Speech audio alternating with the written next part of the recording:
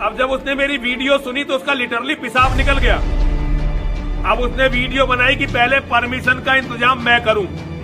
अबे जाहिल, अबे गवार, अबे गधे, अबे मूर्ख, अबे हम मुसलमान थोड़े ही हैं। अबे मूर्ख, कुछ तो शर्म कर। अच्छा तेरी तो कोई गलती नहीं यार, मैं किससे उलझ गया। और मौलाना एक बात याद रखना, जिसकी बात में अंतर है ना उसके बाप में अंतर है।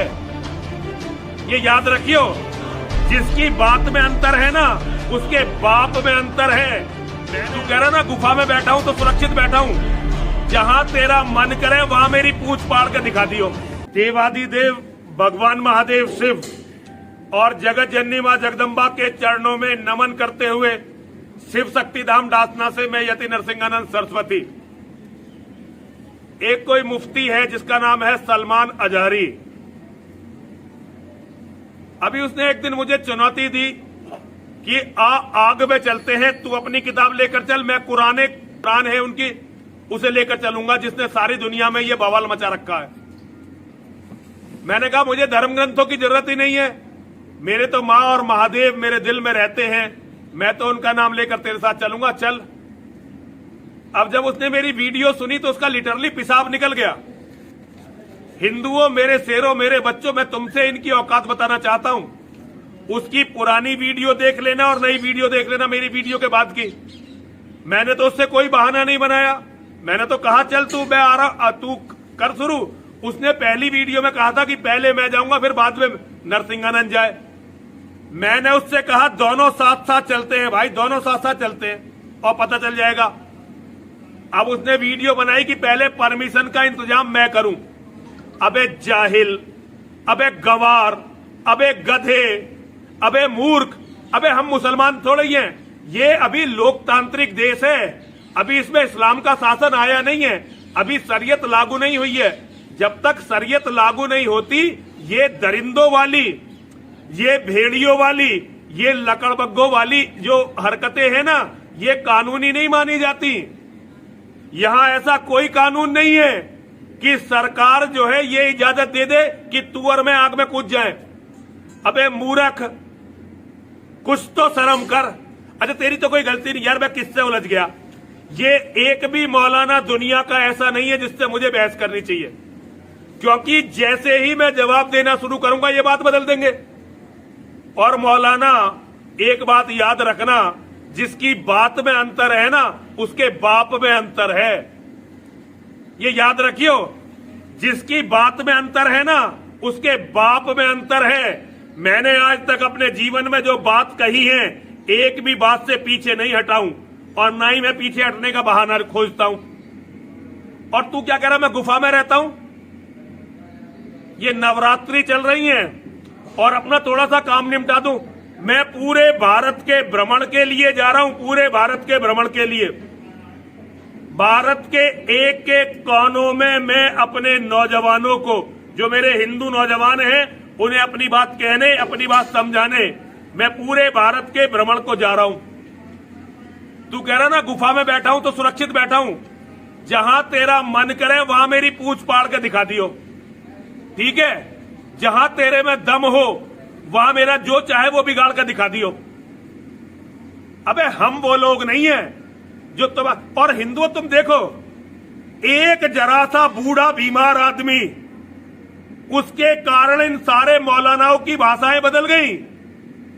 तुम्हारे कायर नेताओं ने, तुम्हारे कायर संगठनों ने इन सड़े हुए कुत्तों को शेर की तरह दिखा दिया और तुम्हें बना दिया भेड़। इनकी औकात देख लो, सारों की औकात एक साथ देख लो। बड़ी चुनौती देते हैं झूठ बोल बोलकर, लेकिन जब सच से सामना करने का वक्त आता भाग लेते हैं। अरे हमारी गीता पर एक मौलाना इनका कहता गीता पे बहस। अबे गीता ने थोड़ी किसी के कत्ल का वो दिया है, गीता पढ़ के थोड़ी कहीं बम विस्फोट हो रहे हैं, गीता पढ़ के थोड़ी निर्दोषों का कत्ल हो रहा है। ये कत्ल तो कुरान करवा रही है। बहस जो होनी चाहिए वो कुरान पे, हदीसों पर, मोहम्मद पे होनी चाहिए। और ये क्या गुस्ताखे रसूल कह रहे हो? अरे जो इतिहास में हो गया तुम उसे बदल नहीं सकते। और सच को छिपा नहीं सकते। ये तो हमारे कायर नेता, कायर संगठनों ने सच छिपाने की कोशिश की थी और कायर धर्मगुरुओं ने, लेकिन वो सच मेरे माध्यम से दुनिया के सामने आ चुका है। अब मेरे नौजवान, बल्कि मेरे ही नौजवान नहीं, पूरी दुनिया के जो गैर मुस्लिम हैं वो सच का पता लगा लेंगे और तुम्हारी औकात बहुत जल्दी दुनिया को दिखाई देगी और तुम्हें दिखाई देगी। इसलिए मौलानाओं, तुम्हारी औकात नहीं है कोई चुनौती पनौती देने की। तुम इन बदतमीजियों में मत पड़ा करो। जब तुम अपनी जुबान की कीमत नहीं जानते तुम किस चीज की कीमत जानोगे भाई?